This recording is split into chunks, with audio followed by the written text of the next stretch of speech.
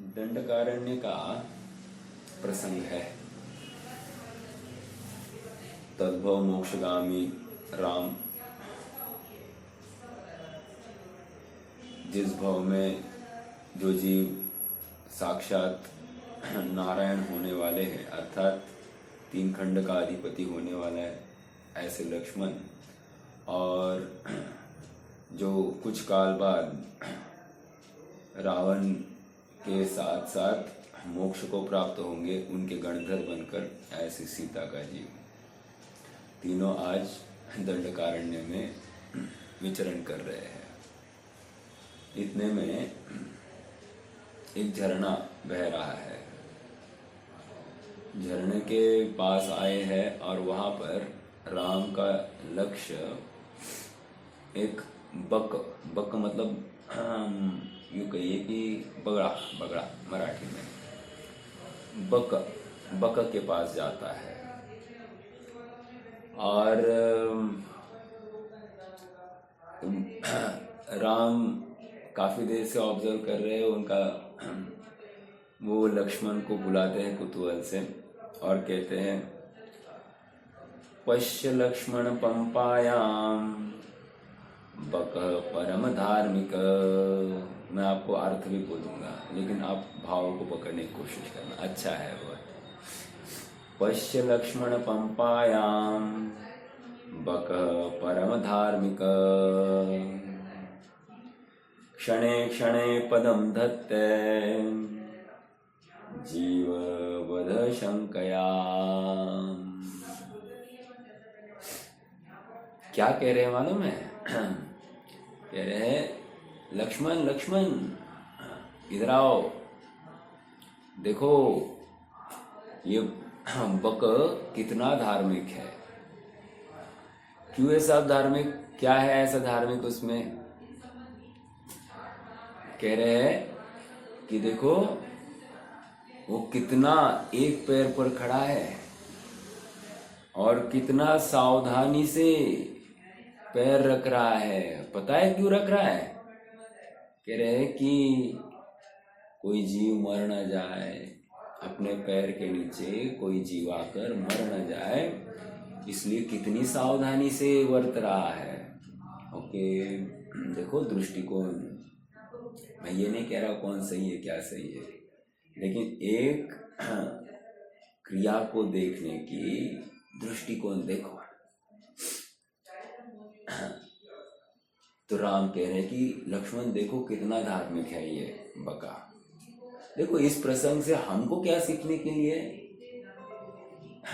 खाली क्रिया देखकर हम कैसे अपने परिणामों को विशुद्ध कर सकते हैं, विचारणीय बिंदु है। देखो कितनी सावधानी से रख रहा, इतना ही देखना। उसका अभिप्राय उस समय में मत देखना। अभिप्राय तो हम अपना वैराग्य पर करेंगे, उसका अभिप्राय क्या होगा हमको क्या लेना देना, राइट? उतने में एक मछली सुन रही है ये डायलॉग जो राम ने लक्ष्मण को बताया है। ये डायलॉग एक मछली ने सुना और एकदम झट से वो आ गई और वो कहने लग रही है, बका किम शस्यते राम ये नाहम निष्कृत कुले। बक किम शस्यते राम ये नाहम निष्कृति कुले। सचारी विजानीयात् चारित्रम सहचारिणाम। क्या कह रहे हैं? सचारी विजानीयात्, सहचारी ही जानता है। चारित्रम सहचारिणाम, सहचारी ही सहचारी का चारित्र जानता है।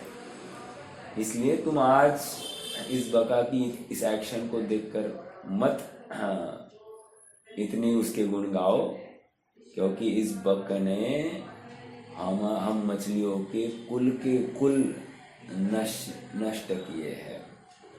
बक किम शास्यते राम ये ना हम निष्कृते कुले, हमको निष्कुल कर दिया है, कुल में कोई हायरार्की बची नहीं है, ऐसा कह रहा है वो मछली। समझ में आ रहा है क्या?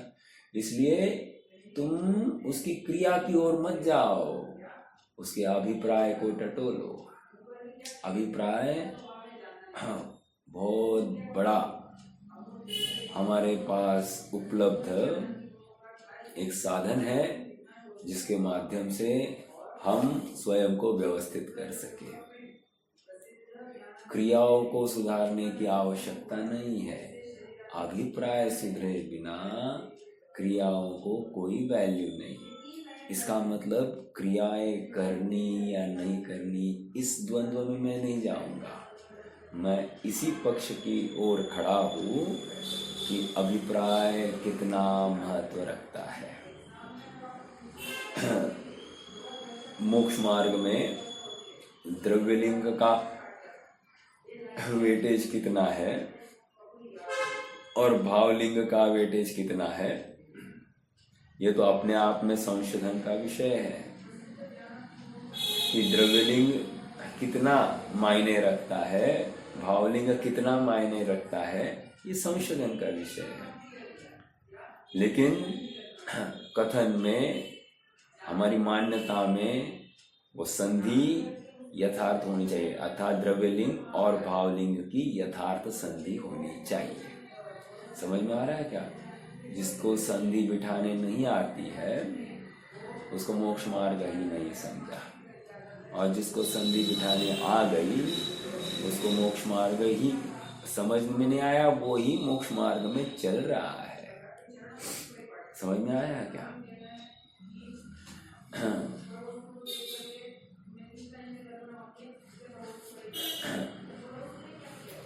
ज्ञानी और अज्ञानी की आसक्ति नापनी है तो जिनवाणी में कुछ उदाहरण दिए हैं कि भाई ये आसक्त है और ये अनासक्त है।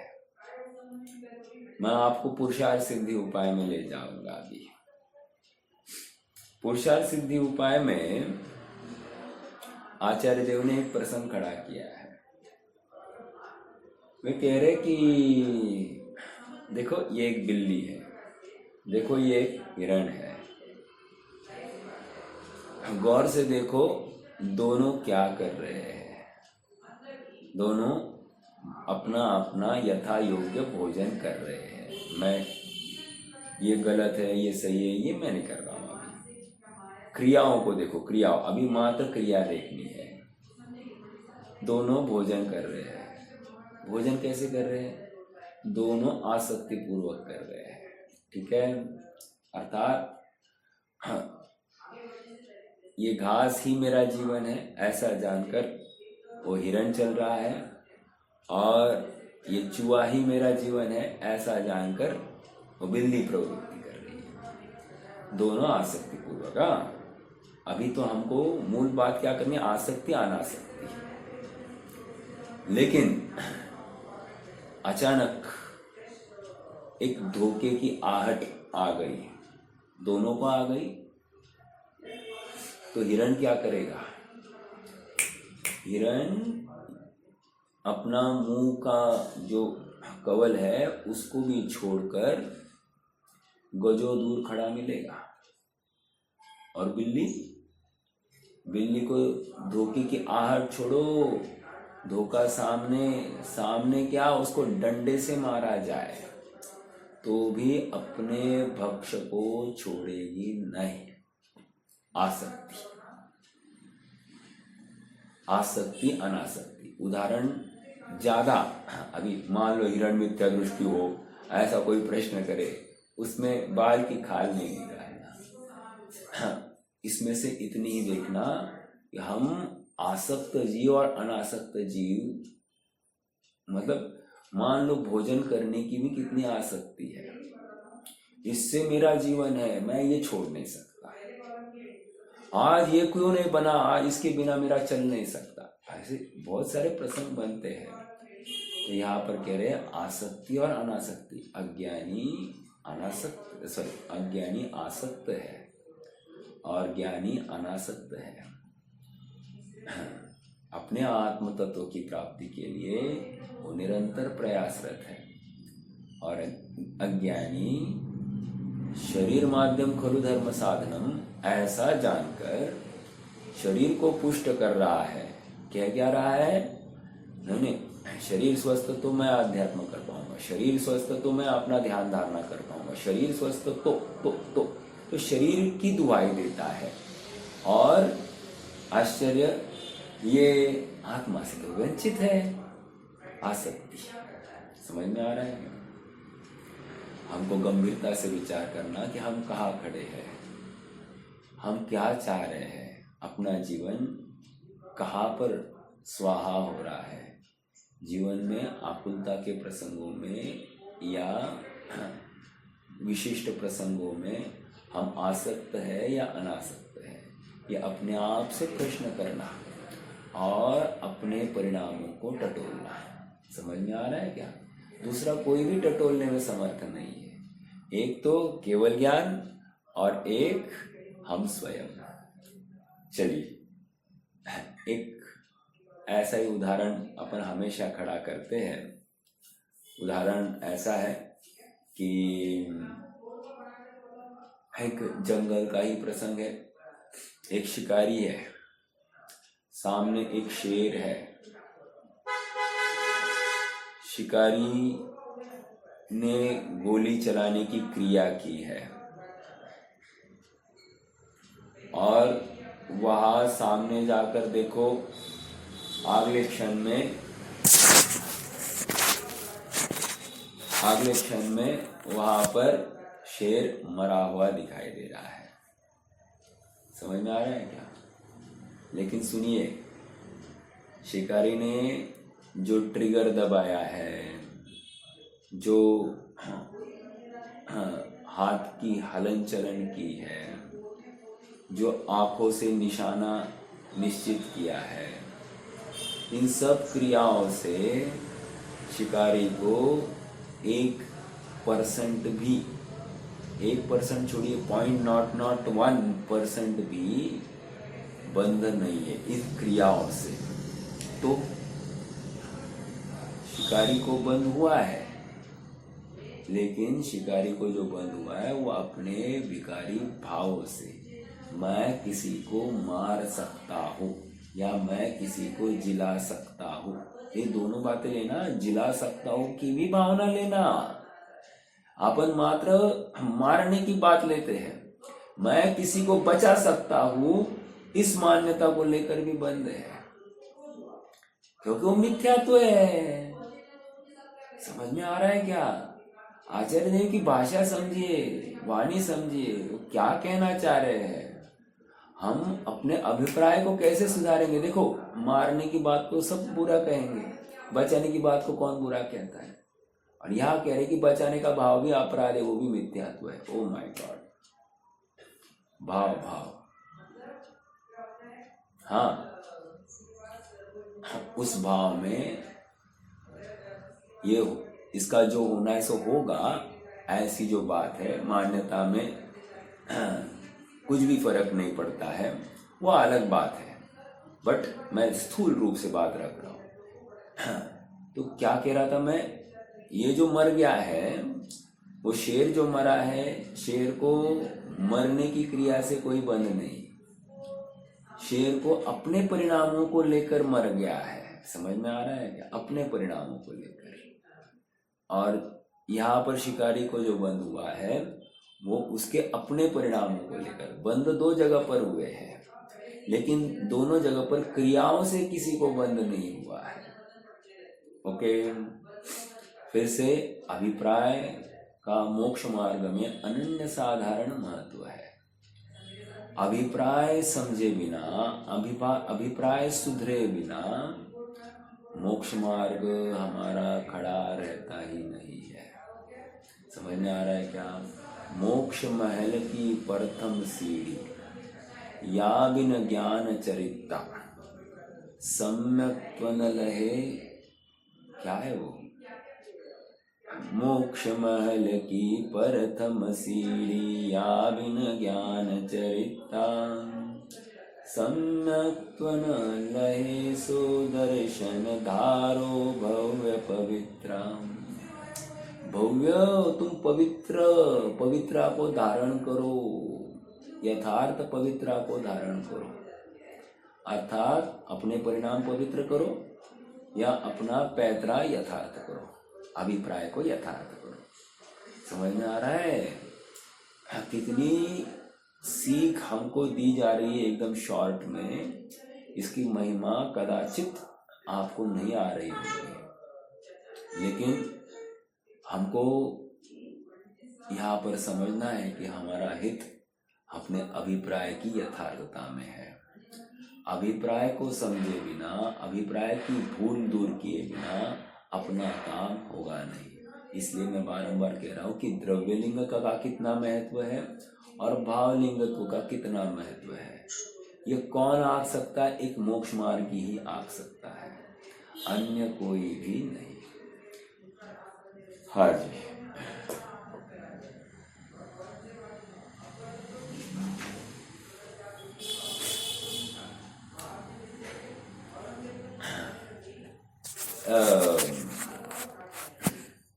भरत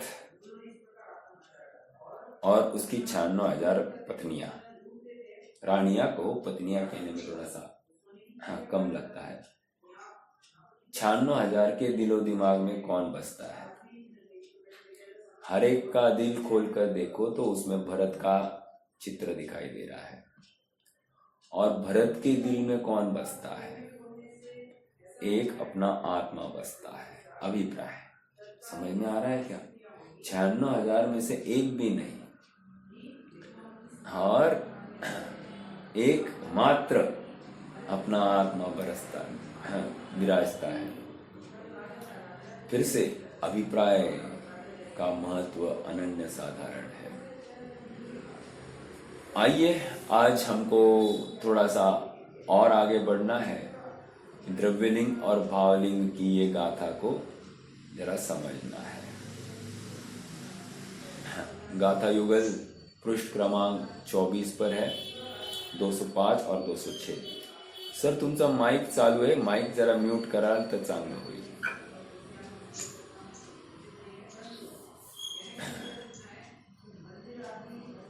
जद जादरूव जादम उपाडिद केसमं सुगम शुद्धम रहिदम हिंसादीदो अपडिकम्मं भवदीलिंगम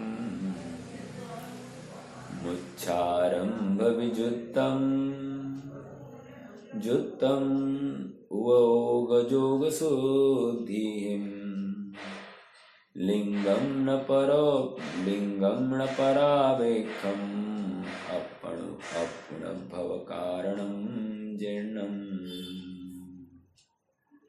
श्रृंगार हिंसारहित अर केशलुंचन अकिंचन यथा जात स्वरूप ही जिनवर कथित बहिर्लिंग है। आरंभ मूर्छा से रहित पर की अपेक्षा से रहित शुद्ध योग अर उपयोग से जिन कथित अंतरलिंग है। आचार्य अमृतचंद्र की टीका पढ़नी है।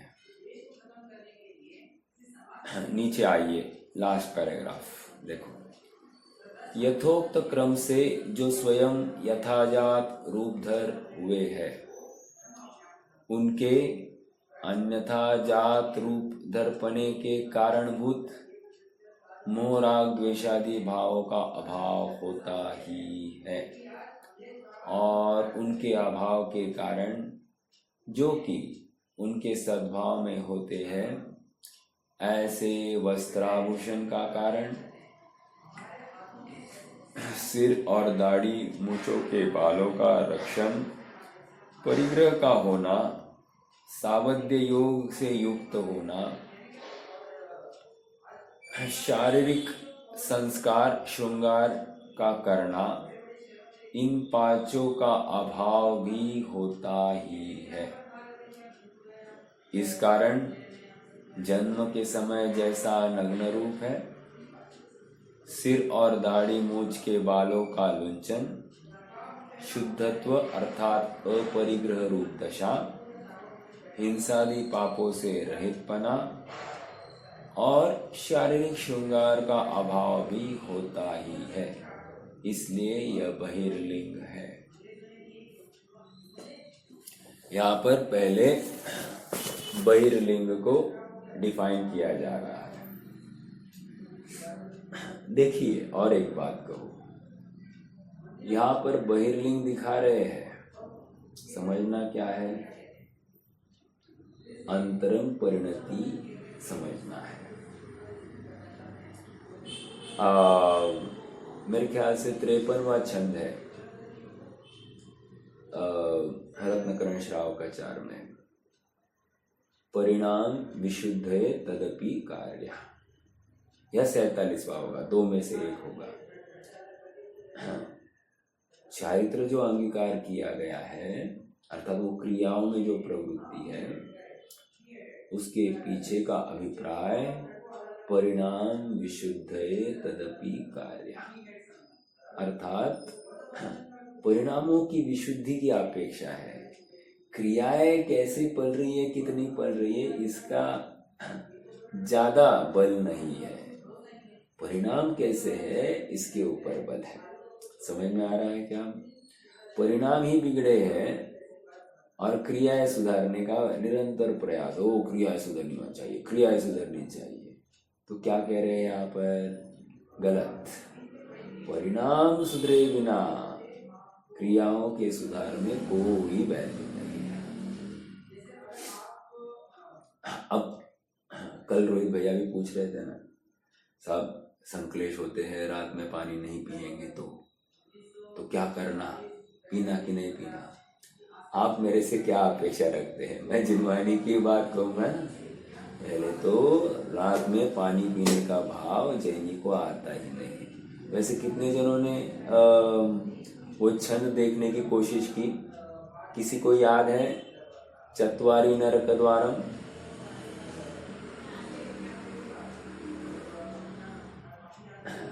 किसी को याद है क्या?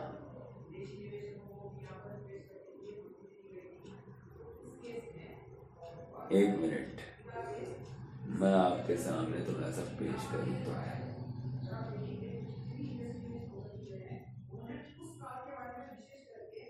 अन्य मत, हाँ,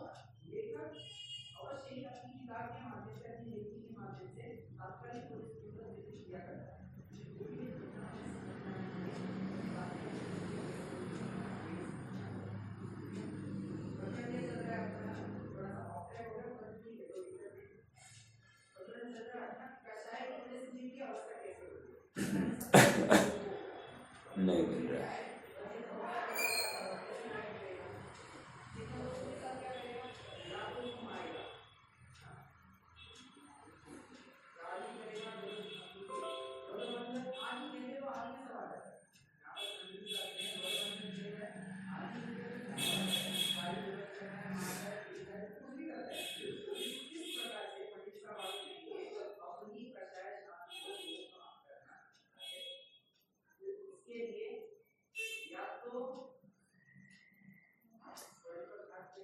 देखो, अब मुझे दूसरा मिला है छंद, लेकिन ठीक है।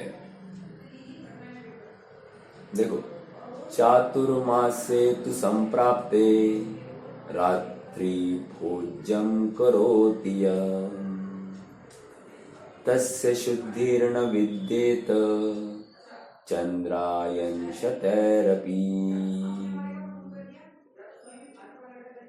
तेरे व्रतादि में रात्रि भोजन व कंदादि भक्षण स्थापित करते हैं, इस प्रकार विरुद्ध निरूपण करते हैं। नहीं,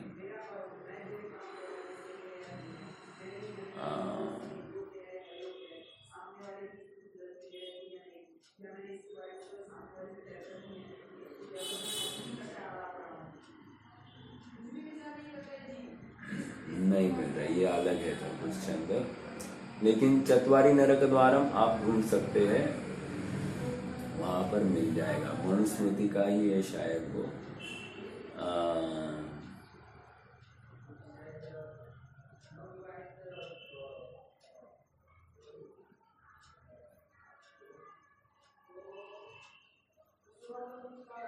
या छठवें अधिकार में, क्या मालूम है, या श्वेतांबर मत खंडन में किया होगा।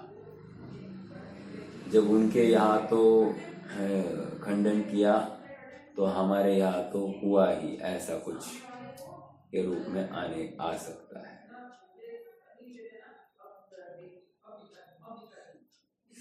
चलिए कोई बात नहीं।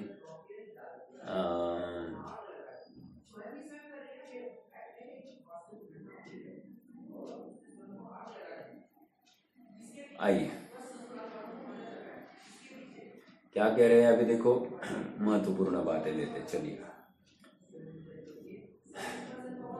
मोह राग द्वेषादि का अभाव होता है। देखो, यथोक्त क्रम से जो स्वयं यथाजात रूपधर हुए हैं, अर्थात जिनके नग्नता प्रकट हो गई है, तो क्या हुआ,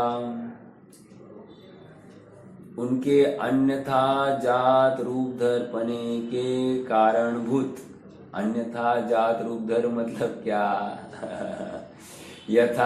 यथोक्त के विरुद्ध अन्यथा, कह रहे अन्यथा जात रूपधरपना होता ही नहीं। मतलब कोई श्वेतांबर है, कोई रक्तांबर है, कोई दिगंबर है, सॉरी मुर्गांबर होता है, अर्थात कोई न कोई वस्त्र परिधान किए है, कोई नग्नता करते हैं, नग्नता धारण करते हैं, लेकिन राख भस्म रमा देते हैं, है कि नहीं। कोई डंडी आदि का सेवन करते हैं, रखते हैं, कह रहे हैं कि ये कुछ नहीं चलेगा। तो कह रहे हैं ये जो कुछ हुआ है अन्यथा लिंग नहीं संभव, यथाजात रूपधर मतलब जैसे जन्म के समय में था वैसे, उसके अलावा अन्य किसी भी फॉर्म में हम स्वीकार नहीं करेंगे। और सुनिए, यथाजात रूपधर धारण करने में साथ साथ क्या कह रहे हैं, मोह राग द्वेषादि भाव का अभाव होता है। अब किसी के है कि नहीं है, कोई कहे साहब आप नग्न परा धारण करके देखो, फिर आप हमको बोलना हमको क्या क्या तकलीफें होती है, आप मुनि बन के देखो तो आपको समझेगा कि क्या क्या तकलीफें होती है। समझ में आ रहा है क्या। ऐसा कहने वाला कोई हो तो मोह राग द्वेष से युक्त है, हमको उसकी बात ही नहीं करनी है।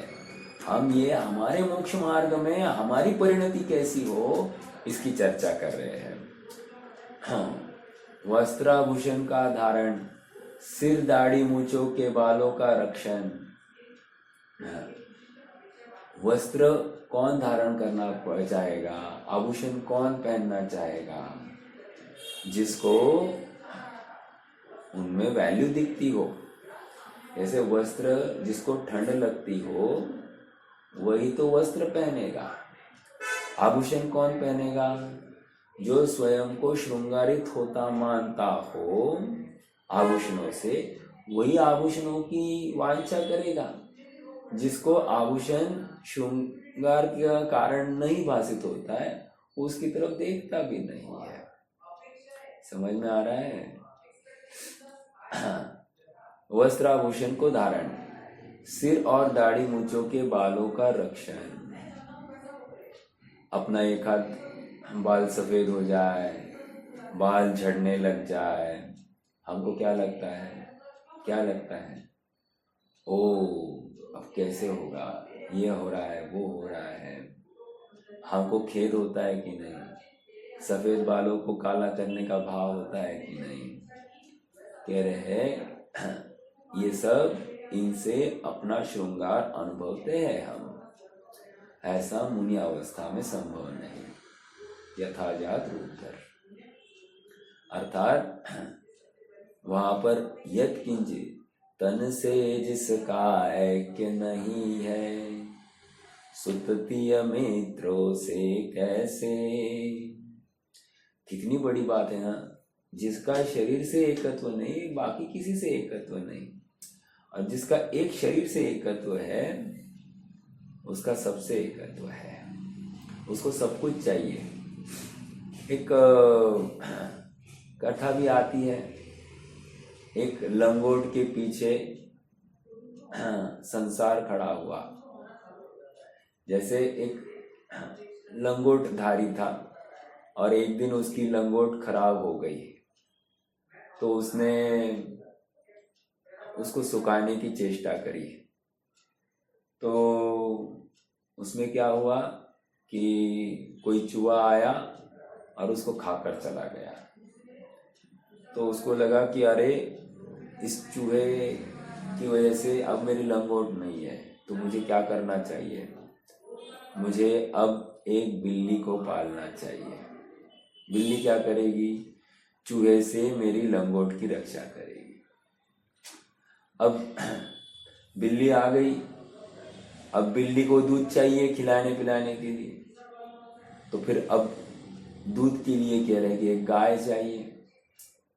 गाय आई तो गाय को चारा, उसका दूध पानी निकालना, इसके लिए फिर एक पत्नी चाहिए। मतलब आप देखिए, मतलब एक कोई ना कोई हेल्पिंग हैंड चाहिए। कह रहे ये सब चाहिए चाहिए चाहिए, मतलब कह रहे ये तुमने एक लंगोट के पीछे संसार खड़ा कर दिया है। इसलिए गंभीरता से विचार करना कि हमारे अभिप्राय में परद्रव्य के प्रति कितनी आसक्ति है। सिर और दाढ़ी मूछों के बालों का रक्षण, परिग्रह का होना, सावध्य योग से युक्त होना।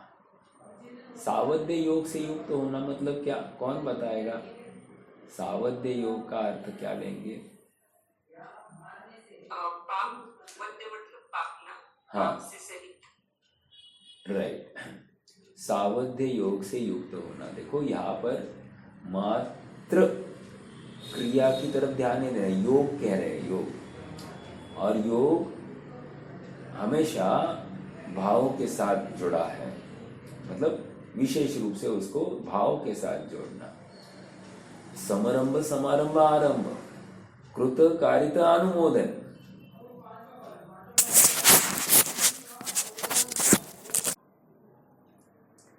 हाँ, फिर से रिकॉर्डिंग ही चालू नहीं किया था। आत्मा यथाजात रूप धरपने से दूर किए गए अयथाजात रूप धरपने के कारणभूत मोह राग द्वेषादि भावों का अभाव होने से जो उनके सद्भाव में होते थे, ऐसे ममत्व का कार्य की जिम्मेदारी लेने के परिणाम शुभाशुभ भाव से उपरक्त उपयोग और तत्पूर्वक तथाविध योग की अशुद्धि से युक्तता तथा परद्रव्य से सापेक्षता, इन तीनों का अभाव होता है।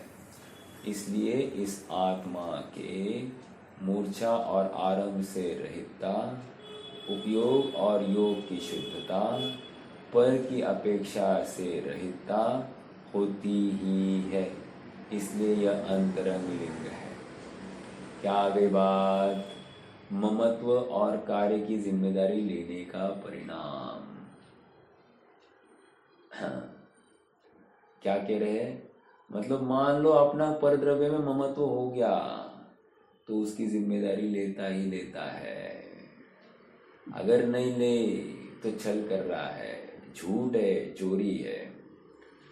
शुभाशुभ भाव से उपरक्त उपयोग और तत्पूर्वक तथाविध योग की अशुद्धि से युक्तता, अगर ऐसा है तो अपना अंतर्लिंग है ही नहीं। समझ में आ रहा है क्या? अन्यथा लिंग है। और क्या है? परद्रव्य से सापेक्षता, इन तीनों का अभाव होता ही है। परद्रव्य से सापेक्षता मतलब क्या? ये हो तो अच्छा, ऐसा भाव बना रहा तो गया। परद्रव्य की सापेक्षता, तीनों का अभाव होता है। इसलिए आत्मा मूर्छा और आरंभ से रहित। मूर्छा से क्या होता है, परिग्रह नहीं पाया जाता, और आराम से रहित हिंसा नहीं होती है। ठीक है। उपयोग और योग की शुद्धता। उपयोग और योग की शुद्धता मतलब उपयोग में आत्मा, और योग की शुद्धता मतलब क्या, वे जो क्रिया है ना, मन वचन काया की क्रिया है, उनका झुकाव भी बराबर आत्मा की तरफ। उपयोग और योग की शुद्धता पर की अपेक्षा से रहितता होती ही है। और तीसरी बात, पर सापेक्ष, ये हो तो मेरा धर्म हो, ये नहीं हो तो मेरा धर्म नहीं हो, ऐसी सापेक्षता यहाँ पर नहीं है। देखो बता रहे हैं अंतर्लिंग, समझना है अपने परिणामों को कैसे उज्जवल किया जाए। हम अपने जीवन में ऐसा कुछ कर सकते हैं क्या, ऐसा कुछ कर सकते, मतलब मैं नग्नता धारण करने की बात नहीं कर रहा हूँ, परिणामों की विशुद्धि की अपेक्षा हम ऐसा कुछ यत्न कर सकते हैं क्या, इसका अपने आप में उहापोह करना, और जहाँ संभव हो वहाँ कहना कि ये परिणाम आत्महितकारी नहीं है, आत्म घातक है। समझ में आ रहा है क्या, आत्मा का घात में निमित्त है, इस परिणाम से उत्थान नहीं है, पतन है। विचार इतना तो बोल सकते कि नहीं अपन स्वयं को, जैसे मान लीजिए भोजन कर रहे हैं, भोजन में जो आसक्ति है ये तो पतन है ही है, लेकिन भोजन करने से स्वास्थ्य सुधरेगा ऐसा जो भाव होता है, या दवाई आदि लेने से स्वास्थ्य सुधरेगा, मैं अपने स्वास्थ्य को सुधारूं, ऐसा जो भाव होता है, सचमुच ये आत्मा घातक भाव है। तो इतना ही मानना कि ये गलत भाव है। देखो दवाई लेता हुआ जीव पाया जाएगा, उसमें उसे खेद वर्तता है, ठीक है, अर्थात वो निरंतर आत्मा आराधना का इच्छुक है, तो ये सब बातों का खेद होता ही होता है। विचारणीय बिंदु है। क्या कह रहे हैं यहाँ पर की अपेक्षा से रहितता होती है, इसलिए यह अंतरंग लिंग है। बहिर्लिंग और अंतरंग लिंग समझे क्या। बहिर्लिंग की शुद्धता क्या है, परिग्रह रहितपना। ओके, पांच प्रकार के पापों में प्रवृत्ति नहीं दिखाई देगी, और मतलब साबद्ध योग की क्रिया से निवृत्त हुआ है, राइट, और श्रृंगार नहीं, दाढ़ी मूछी नहीं, और कुछ नहीं, मतलब किसी भी प्रकार की बाह्य उच्छृंखलता हमको दिखाई नहीं देगी। क्रिया, ये सब क्रियाएं भी दिखेंगी, और ये क्रियाएं क्या दिखा रही है, ये अंतरंग लिंग दिखा रही है। ये देखो, ये ऊपर का जो द्रव्य लिंग है ना, उसका मिरर अंदर क्या चल रहा है, ये अंतरलिंग है। आप पकड़ रहे हैं क्या, द्रव्यलिंग अलग और अंतरलिंग अलग, ऐसा नहीं करना। ये ऊपर के 5 पॉइंट जो दिखाए और ये नीचे जो 3 पॉइंट दिखाए, ये सब एक दूसरे के अनुमोदक है। समझ में आ रहा है क्या, बाहर में वो दिखाई दे रहा है तो अंदर ये होता ही होता है, मुझे ये समझाना है। या अंदर ये है तो बाहर ऐसा दिखाई देगा ही देगा। समझ में आ रहा है, अंदर और कुछ और है और बाहर कुछ और है, ऐसा नहीं होगा। हाँ बिल्कुल, यश प्रसिद्धि, किसी पर द्रव्य से अपना हित, किसी पर द्रव्य से अपना अहित, शरीर ठीक हो तो सब कुछ ठीक हो, शरीर ठीक नहीं है तो कुछ भी ठीक नहीं है, सलाह सब यही दी जाती है। लेकिन जब ठीक है तभी तू क्या करता है, और जब ठीक नहीं है तब तू क्या करता है। At the end of day हमको अपने आत्म परिणाम की आत्म भावनाओं को उज्जवल करना पड़ेगा। आत्मा स्वयं सुखमय है, ऐसा जिसने निरंतर निर्णय कर लिया है और आत्मा की ही भावना निरंतर वर्तती है, बाहर के जो जितने भी संयोग है उनकी हीनाधिकता इसको प्रभावित नहीं करती है, वो ही सच्चा सुखार्थी है, क्योंकि आत्म भावना की ही दुहाई यहाँ पर दी जा रही है। यही सच्चा मोक्ष मार्ग है। इसलिए मैं कह रहा हूँ, द्रव्यलिंग से भावलिंग है या भावलिंग से द्रव्यलिंग है, ये प्रश्न ही बहुत डायसी है। समझ में आ रहा है कि अपन ने चर्चा की है, द्रव्यलिंग से भावलिंग होता है या भावलिंग से द्रव्यलिंग होता है। कहो तो द्रव्यलिंग से ही भावलिंग होता है, एक कहो तो भावलिंग से ही, भावलिंग के बिना द्रव्यलिंग संभव ही नहीं है, दो। हाँ, तो निश्चय का सहचारी ये व्यवहार पाया ही जाता है, उसका विरोध नहीं किया जा सकता। निश्चय है और व्यवहार दिखाई नहीं दे रहा, ये तीन काल में संभव नहीं। और व्यवहार है, वो निश्चय के बिना प्रकट हुआ है, ये भी तीन काल में संभव नहीं। आचार्य जयसेन तात्पर्य वृत्ति में इन गाथाओं के भाव को तत्व प्रदीपिका के समान ही करते हैं। कबीर वृंदावन दास जी इन गाथाओं के भाव को एक एक मनहरण कवित्व में सरलता से प्रस्तुत कर देते हैं, जो इस प्रकार है। आइए अगले पेज पर, पेज नंबर 26 पर है। जिनागम में कथित यथाजा द्रव्यलिंग ऐसा होता है कि जहाँ परमाणु मात्र परिग्रह नहीं होता। इसलिए मैंने कल परसों भी बताया था कि देह मात्र परिग्रह, इस देह को भी परिग्रह देखता है आत्मा। समझ में आ रहा है क्या? जिनागम में कथित यथाजा द्रव्यलिंग ऐसा होता है कि जहाँ परमाणु मात्र परिग्रह नहीं होता, सिर और दाढ़ी मूंछ के बाल स्वयं उखाड़ दिए जाते हैं। अंडरलाइन दिस, सिर और दाढ़ी मूंछ के बाल स्वयं उखाड़ दिए जाते हैं। कोई आएगा, राख लगाएगा, फिर निकालेगा, है, ये बात नहीं होती। शांति से बैठकर एक एक एक एक छोटा छोटा छोटा छोटा ऐसा कुछ नहीं होता, धड़ाधड़ निकलता है। ठीक है, हाँ, इतनी शरीर से वो आसक्ति ममत्व भाव छूट गया है, टूट गया है। इसलिए विद्वान कहते हैं, बाल का लोंच, केश लोंच करते समय में आंखें, बस आंखें बंद हो गई, इतना ही हुआ, या आंखों से पानी आ गया, तो समझ लेना ये ममत्व का परिचायक है। अपन देखो ना थोड़ा सा, जिनको डेंचर होता है ना, डेंचर मतलब क्या? हाँ, नकली दांत होते हैं, हाँ, रिमूवल निकाल कर फिर से बिठाने वाले, जिसको बत्तीसी कहते हैं ना, वो। अब वो कभी कभी क्या होता है कि खाते खाते कभी निकल जाती है और फिर ना अपने गम्स को, मतलब जो हिरडिया है, हिरडिया को इरिटेशन कर दिया था, तो वहाँ पर जख्म जैसा हो जाता है। तो इसको तकलीफ हो रही है कि नहीं हो रही है, ये कैसे पता चले?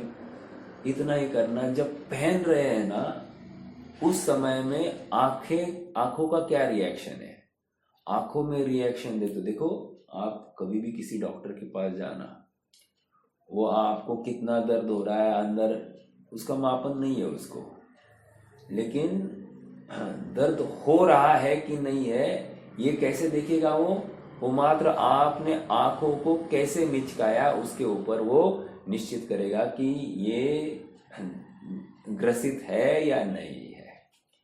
आंखों में वो मिचकाव हो गया, वो समझ लेता है कि इस जीव को ये त्रस्त है इस डेंचर से। इतनी बात मैं क्यों कर रहा हूँ? हाँ, त्रस्तता की तरफ से, उसकी समझ के लिए। उसी प्रकार आचार्य देव यहाँ पर देख रहे हैं कि बाल नोचते समय में इसको दर्द हो रहा है या आंख मिचका रहा है या नहीं। यदि आँख मिचका रहा है समझ लेना कि इसका अभी भी शरीर में, देह में ममत्व है। ठीक है, ये सब परीक्षा के बिंदु है। इसलिए मैंने कहा था कि भाई हमारे सामने आकर केश मूछ दाढ़ी सब निकालना। देखो सर के बाल तो निकाल दिए, आप दाढ़ी मूछ निकाल के दिखाओ ना। दाढ़ी मूछ ऐसे ऐसे निकाल कर दिखाना जरा, ऐसा छिल जाएगा पूरा मुख। विचारणीय बिंदु है। मतलब राख लगाने की बात ही नहीं है। राख कौन लगाता है, कब लगाता है, ये भी मैं बताऊंगा। राख वृद्ध अवस्था में किसी मुनिराज को लगाएंगे एक, और वो भी आचार्य देव की आज्ञा से 2, और तीसरा राख लगाने के लिए प्रायश्चित लिया जाएगा 3। समझ में आ रहा है क्या? तो इतनी सरल बातें नहीं समझना। और एक बात, कोई शौक के लिए राख लगाकर बाल मुंडवाता है, ये भी अच्छी बात नहीं है, योग्य नहीं है, भूमिका हुई नहीं है, और तुम राख लगाकर तुम मुंडन करते हो। क्यों? तो भाई साहब संस्कार होते हैं, तो ऐसा करने वाले भी योग्य बात नहीं है, आत्मा से रहित है और अन्य क्रियाओं में अटके हैं। परिणाम की विशुद्धि का कोई भाव नहीं है, मात्र क्रियाएं जैसी नग्नता में पाई जाती है, उन क्रियाओं को अवलंबन करके ये अपने को संस्कारित किया ऐसा मानता है। आत्मा को संस्कारित करना ही नहीं है। हाँ, कौन सा नय है वो? ईश्वर नय और अनीश्वर नय।